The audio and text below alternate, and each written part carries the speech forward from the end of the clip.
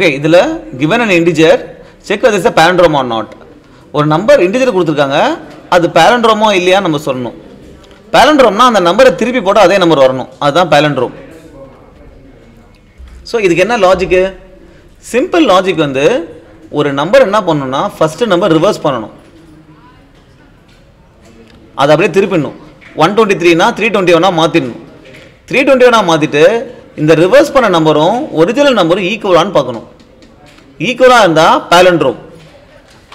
Okay, எஸ்ன்னு return பண்ணணும், இல்லைன்னா நாட் அ palindrome. கரெக்ட். இப்போ ரிவர்ஸ் பண்ணணும், கரெக்டா?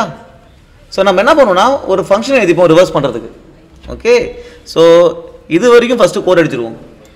ஒரு நம்பர் கொடுத்துருக்காங்க, நம்ம என்ன பண்ணணும், இஃப் ரிவர்ஸ் ஒரு ஃபங்க்ஷனை கூப்பிட்றோம் ரிவர்ஸ் அப்படின்னு, அதுக்கு அந்த நம்பரை பாஸ் பண்ணுறோம், அதை நம்ம ரிவர்ஸ் பண்ணி கொடுக்குது.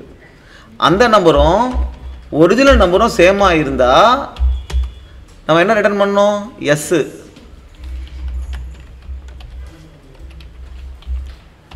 இல்லைனா we have to return no. Correct. இதுதான் லாஜிக், சிம்பிள் லாஜிக். இப்போ எப்படி ரிவர்ஸ் பண்ணுறது, ஒரு நம்பரை கொடுத்தா எப்படி ரிவர்ஸ் பண்ணுறது அப்படின்னு பார்ப்போம். ஸோ இந்த ரிவர்ஸ் பண்ணுற லாஜிக் வந்து இப்போ 123 இருக்குது. நான் என்ன பண்ணுறேன்னா காமனாக ஒரு வேரியபிள் வச்சுக்கிறேன், அது 0ல் இருக்குது. ஓகே, இதிலிருந்து லாஸ்ட் டிஜிட் எடுக்கிறேன். மாடுலோ 10 பண்ணால் லாஸ்ட் டிஜிட் வந்துடும். ஓகே, அதை என்ன பண்ணுறேன்னா இந்த என்ன வேல்யூ இருக்கோ அது கூட 10 மல்டிப்ளை பண்ணி இந்த லாஸ்ட் டிஜிட்டை அது கூட ஆட் பண்ணிக்கிறேன். ஓகே, இது என்ன ஆயிடுது, 0 into 10 0 + 3 3 ஆயிடுது. இப்போ லாஸ்ட் டிஜிட் எடுத்தாச்சா, அடுத்தது இந்த 2 எடுக்கிறேன்.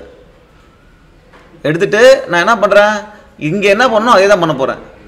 சம் கூட 10, அந்த 3 கூட 10 மல்டிப்ளை பண்ணி இந்த அடுத்த டிஜிட்டை ஆட் பண்ணிக்கிறேன். 32 வந்துருச்சா. அடுத்து என்ன பண்ணுறேன், இந்த 1 எடுக்கிறேன். 1 எடுத்து என்ன பண்ணுறேன், இந்த சம் இருக்குல்ல, இதான சம்மு, சம் கூட 10 மல்டிப்ளை பண்ணி இந்த 1 ஆட் பண்ணிக்கிறேன். இப்போ 320 + 1 321. இப்போ திரும்பிடுச்சா, ரிவர்ஸ் ஆயிடுச்சா. ஸோ இதுதான் லாஜிக்.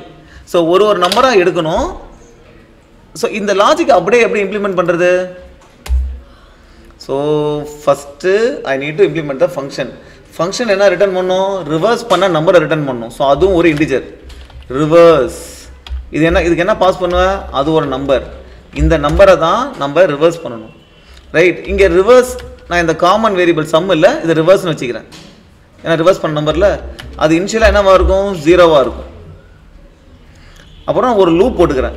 ஒரு லூப்பில் ஒரு டிஜிட்டாக எடுக்கிறதுக்கு ஒரு லூப்பு. ஓகே, அந்த லூப்பில் நான் என்ன தான் மாற்ற போகிறேன். ஸோ n ≠ 0 வரைக்கும் நான் என்ன பண்ண போகிறேன்னா ஃபஸ்ட்டு ஒரு டிஜிட்டை எடுக்கிறேன். அந்த கடைசி எப்படி எடுக்கிறது, n மாடுலோ 10 பண்ணால் எனக்கு அந்த டிஜிட் கிடச்சிரும், இந்த 3 கிடச்சிரும். ரைட்டா, அதை நான் என்ன பண்ணணும், இந்த ரிவர்ஸ் இருக்குல்ல, அந்த ரிவர்ஸ் கூட 10 மல்டிப்ளை பண்ணி அது கூட என்னுடைய டிஜிட்டை ஆட் பண்ணிக்கணும். கரெக்ட். ஸோ டிஜிட் என்ன வரும், ஃபஸ்ட்டு 3 வருமா, அப்போ இது கூட 10 மல்டிப்ளை பண்ணி 3 ஆட் பண்ணிக்கிட்டேன். ஓகே, அடுத்தது என்ன அப்படின்னா, இப்போ 3 எடுத்தாச்சு, எனக்கு இப்போ 3 தேவையில்லை. அப்போ இந்த எண்ணை வந்து நான் 12 மாற்றிடணும். அப்போ என்ன டிவைட் பை 10 போட்டேன் அப்படின்னா, n டிவைட் = 10 போட்டேன் அப்படின்னா என்ன ஆகும், 123 12 ஆகிடும். அடுத்த வாட்டி லூப் போகும்போது எனக்கு 2 கிடைக்கும்.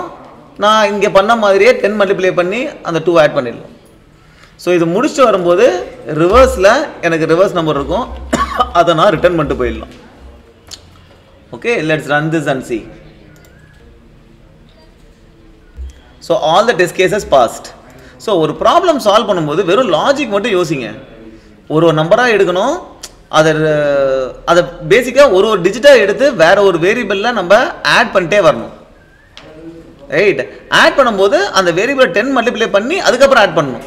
அப்போ தான் அந்த டிஜிட் வந்து நவுந்துட்டே வரும். இந்த லாஜிக்கை நீங்கள் யோசிச்சுட்டு அப்புறம் கோட் அடிச்சிங்கன்னா ஈஸி.